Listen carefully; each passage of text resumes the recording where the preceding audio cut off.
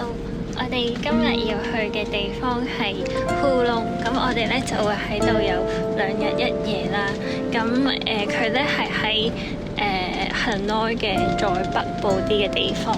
咁咧我哋選擇嘅 transport 咧就係我哋係 Grab 過嚟嘅。咁就個車程係2個半鐘車程咁樣，咁就由Hanoi嘅市中心去到呼隆。我哋而家咧就係喺 Craig 嘅出邊啦。咁如果你望過去咧，佢就係嗰啲爬石場。咁佢嗰啲石場咧，全部都係喺人哋嗰啲田嘅後邊啦。咁所以咧，如果你要即係個 approach 要去到嗰埲牆咧，就係要穿過人哋嗰啲農田嘅。咁人哋嗰啲農田咧，就係泥地啊。有時會有啲水咁樣啦，咁所以咧係絕對係會100% 整污糟自己對鞋嘅，所以我就決定赤腳咁樣行過去，因為嗰啲農民都係赤腳咁樣行過去。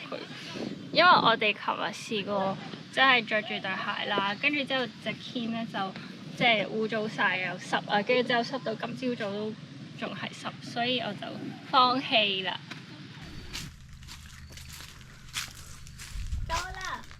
有風喎，我見到，耶！已經攰咗。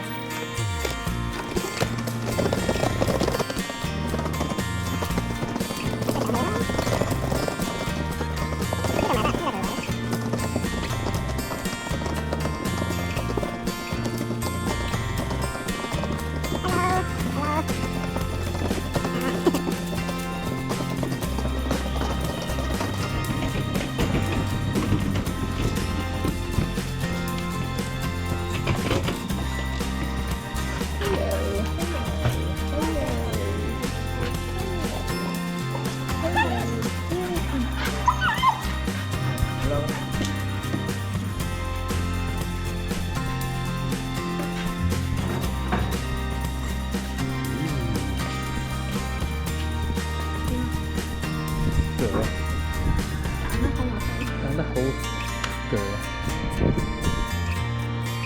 好似世外桃源咁。for 住嘅地方呢，我就揀咗一個叫做 May Retreat 嘅一個類似民宿咁樣啦。咁佢就係喺 Booking.com 嗰度揾到嘅，就450蚊一晚，包埋早餐。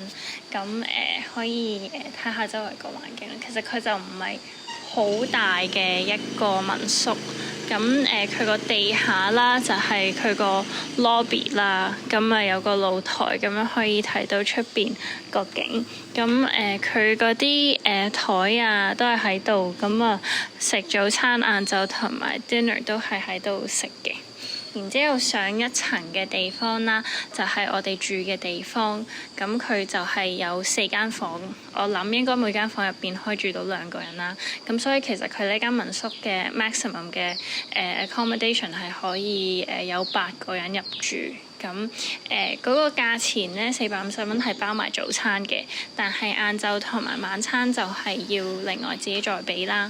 咁其實基本上咧因為呢度係真係一個農村，咁佢其實全部人都係唔識英文啦，咁佢個 menu 嗰啲都唔係有英文啦，咁所以如果你真係一個旅客入嚟嘅話，其實都焗住都係 basically 要喺呢度食。